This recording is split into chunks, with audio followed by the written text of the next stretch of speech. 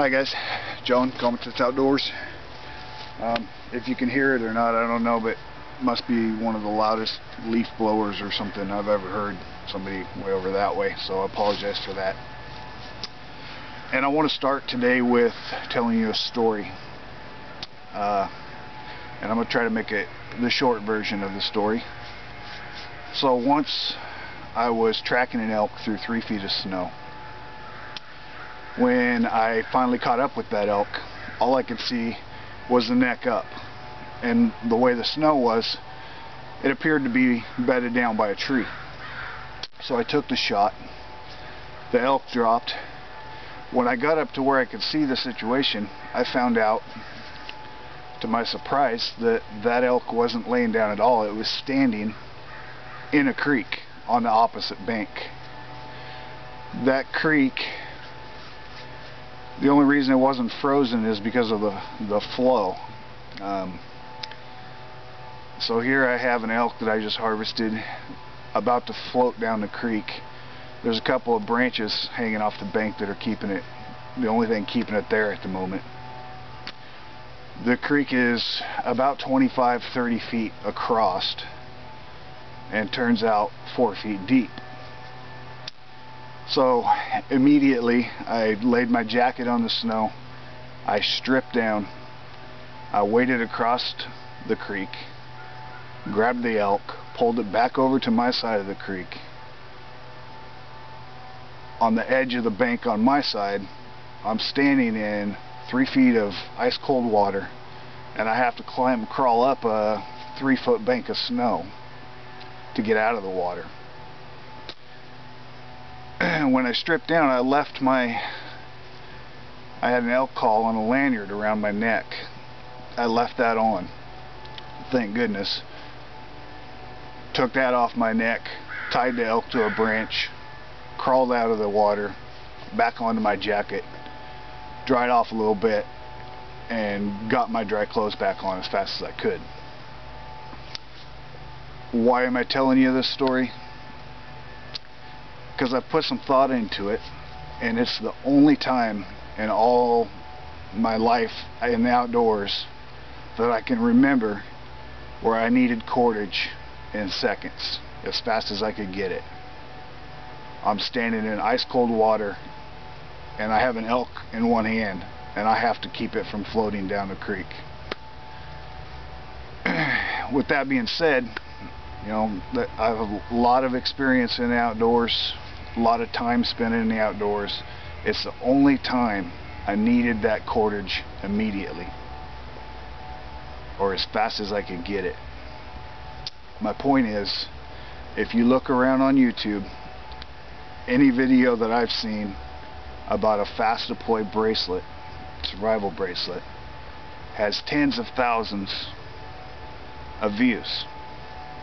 So obviously people have an interest in making sure their bracelet comes apart immediately or quickly, which doesn't make sense to me. Like I just told you, I've only had one time in my life where I needed it that fast, and even if it was a bracelet that I was using to tie that elk to that branch, and it was a Fast Deploy bracelet, you have to have some sort of a shackle that you can unscrew the bolt, take that shackle out, and then pull the cord. I've got an elk in one hand. I can't undo that bracelet very easily with one hand. So even in that scenario, a Fast Deploy bracelet probably wouldn't have helped me any. On the other aspect of it, what other purpose does being able to have your cordage that fast do for you? In my opinion, it actually hurts you for a survival bracelet scenario. The word survival bracelet in itself means something bad has happened, and now you need to use that bracelet. That's on my wrist, waiting for the situation where I might need it. Now, if it's on my wrist and I can take it apart in 10 seconds, what's the point? Let's talk about the survival acronym for S.T.O.P. if you get into a scenario where you recognize that, okay, I'm in trouble, I'm in a situation, I need to do something about it, stop, think, observe, plan. What does that do for you? Well, off the bat, it calms you down. It keeps you from panicking and making a wrong decision.